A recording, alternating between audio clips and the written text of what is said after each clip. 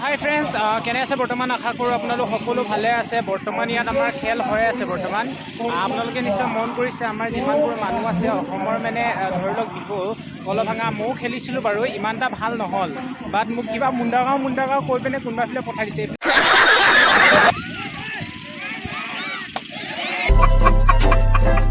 আপোনালোকে নিশ্চয় দেখিব পাই আছে কি ধুনীয়াকৈ মানুহবোৰ আহি আছে আৰু খেলি আছে। এই বৈদ্য ৰচিদানা খেল খেলিব, এয়া দেখিছেনে?